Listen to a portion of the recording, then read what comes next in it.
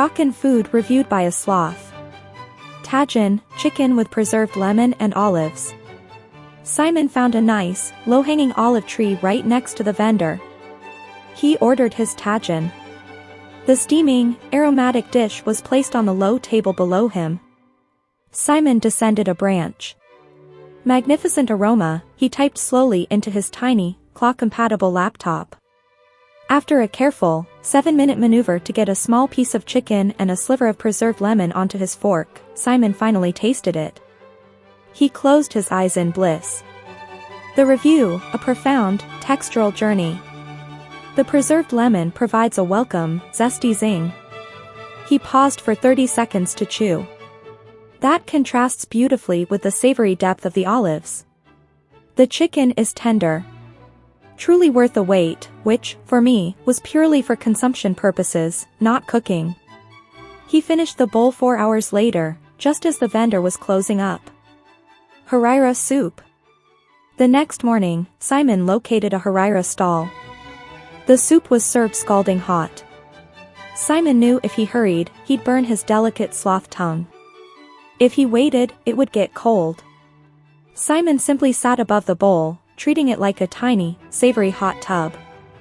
The steam rose, moisturizing his fur and warming his cheeks. He eventually dipped a single chickpea out of the now lukewarm soup. I find this soup to be an experiential masterpiece. It doesn't just nourish, it offers an immersive, spa-like experience. The blend of lentils, chickpeas, and tomato is rustic, honest, and undeniably comforting.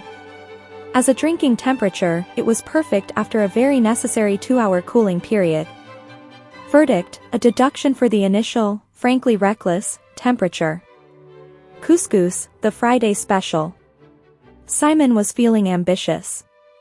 He spotted a massive plate of fluffy couscous topped with caramelized onions and raisins. The dish was far too large. A single sloth serving would be about 1/100th of the portion. Determined to review the whole range of toppings, Simon reached for the highest point, a large, perfectly glazed caramelized onion. Due to the angle and the sheer dedication of his slow reach, he lost his grip on the branch and fell, face first, right into the middle of the soft couscous mound. The vendor politely helped extract the dazed, onion-caked critic. The review after a cleansing nap, the texture of this couscous is unparalleled, feathery, almost cloud-like. The flavor profile of the caramelized onions is, perhaps, too aggressively sweet, providing an unexpected, full-face introduction to its essence. It's an immersive dish. You don't just eat it, you become one with it. Literally. Verdict, too much interaction. Mint tea. After the couscous incident, Simon needed a palate cleanser. The order, a simple glass of Moroccan mint tea. The tea was poured from a great height with the traditional flourish, creating a lovely foam. Simon was so mesmerized by the beautiful high pour that he leaned forward too far, his long arm momentarily snagging the spout of the silver teapot. The remaining tea splashed perfectly onto his tiny laptop, creating an extremely sticky, sweet mess. Simon gave up on the laptop and dictated into his phone. The tea, which I did not drink, is a marvel of olfactory stimulation. Its sweetness is profound, its mint essence is vibrant. I can confirm, having licked the keyboard, that the taste is entirely consistent with the smell. It is so good, it makes you do something regrettably fast. Verdict, excellent, but dangerous. Semen, a square fried pancake. Simon had 30 minutes left before his deadline. He needed a quick review. He chose them semen.